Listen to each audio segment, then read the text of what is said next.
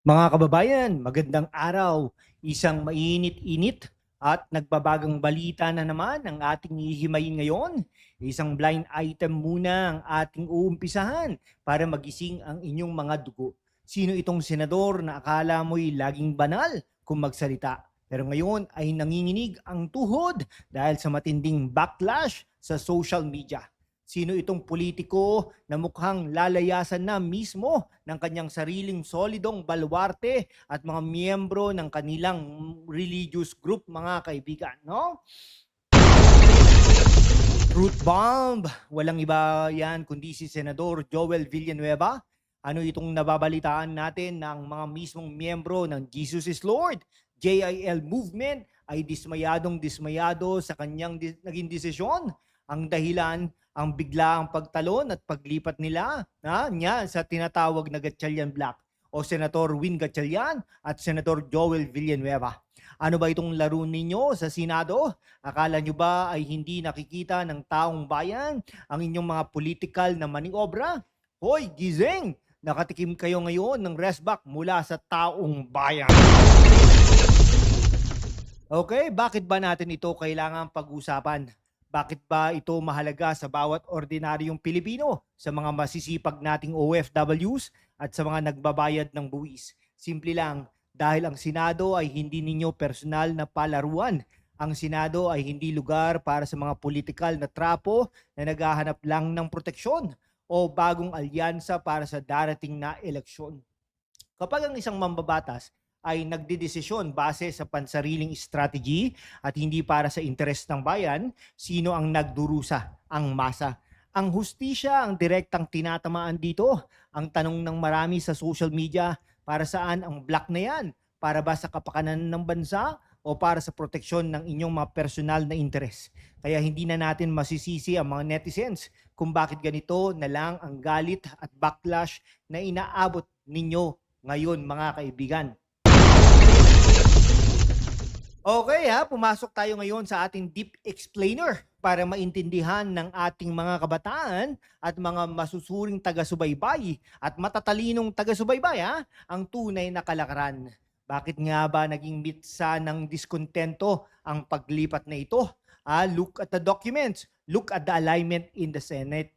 Sa kasaysayan ng politika sa Pilipinas, ang pagbuo ng mga bagong blocks tulad nitong alyansa ni Villanueva at Gatchalian ay madalas na may masalimuot na agenda sa likod. Ito ba ay para harangan ang mga investigasyon? Ito ba ay paghahanda para sa power grab o impluensya sa mga masiselang komite tulad ng Blue Ribbon Committee o Ombudsman issues? Ang mga miyembro ng GIL na sumusuporta kay Joel Villanueva ay umasa sa prinsipyo at moralidad.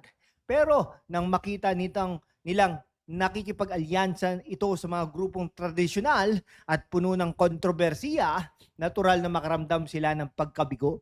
Ang tawag dyan ng mga netizens sa SOCMED, karamihan ay mga kabataan, ay kawalan ng paninindigan. Hindi na pwedeng daanin sa pakyut o drama sa telebisyon ang politika ngayon dahil ang mga botante ay matatalino na. Okay mga kababayan sa mundo kung saan ang kasinungalingan ay nangingibabaw, ang katotohanan ng unang sinisikil. Pero kasama kayo magpapatuloy tayo sa laban, walang takot, walang kinikilingan, at laging handa para sa bayan. Kaya naman mga kaibigan kaya naman paki-subscribe at i-share na ang video na ito. Sumali na rin kayo sa aking YouTube channel membership sa #WalkWithLan at tulungan natin ang channel na maabot ang 100,000 subscribers. We are on the road. We are on the road to 100,000 subscribers. To show the strength of our community, join us ngayon na. Ang inyong suporta ang susi sa kalayaan natin para ipagpatuloy ang pagbabalita ng katotohanan. Salamat at kita-kits sa laban.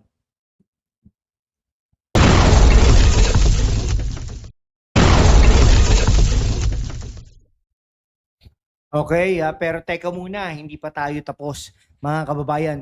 May karugtong pang ating diskusyon dahil tila ayaw pa rin tantanan ng mga netizens ang isyong ito.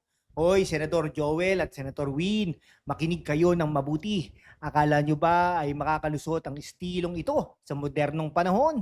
Tignan natin ang mga komento sa social media.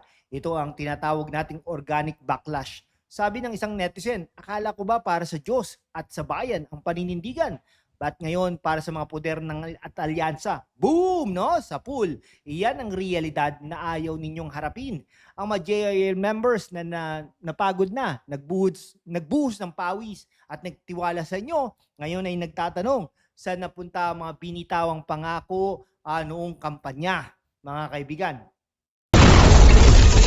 Okay, ang masakit pa rito bakit sa Gatchalian Black pa? Alam naman ng buong Pilipinas kung anong klaseng politika ang kinakatawan ng mga tradisyonal na paksyon sa Senado.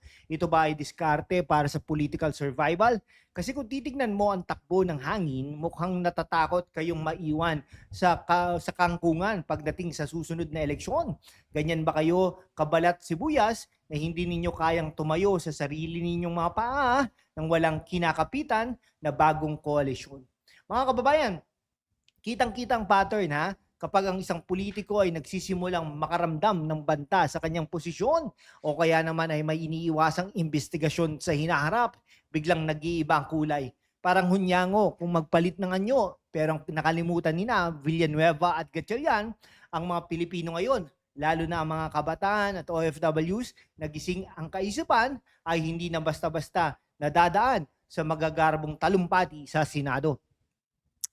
Okay, kaya ang tanong ko sa inyong ating mga matatalino at masusuring manonood, papayag ba kayo na ang boto ninyo ay gawin lang nilang tuntungan para sa kanilang mga pansariling interes? Pansariling interes ni Win Gatchalian, ni Tito Soto, ni Ping Lacson, sino pa? Joel Villanueva, yung dalawang Tulfo brothers, Tito Soto, Ping Lacson. Isulat ang inyong mga matitinding saloobin sa comment section sa ibaba dahil oras na para marinig ang boses ng totoong may-ari ng kapangyarihan. Walang iba kundi ang taong bayan. Okay, para sa ating pagtatapos mga kaibigan, mga kababayan, mga kawok, ito ang aking opisyal na pananaw. Ang paliwanag ng henyo. Ang politika na nakasalalay sa oportunismo at hindi sa prinsipyo ay parang bahay na itinayo sa buhangin. Isang hampas lang ng alon ng opinyon ng publiko, tsak na guguho. Huwag niyong subukan ang pasensya ng mga Pilipino dahil ang karma sa politika ay mabilis pa sa kidlat.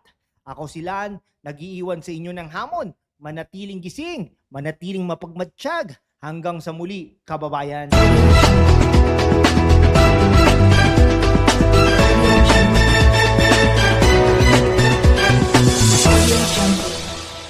Okay, maraming salamat po sa inyong lahat. Mabuhay po.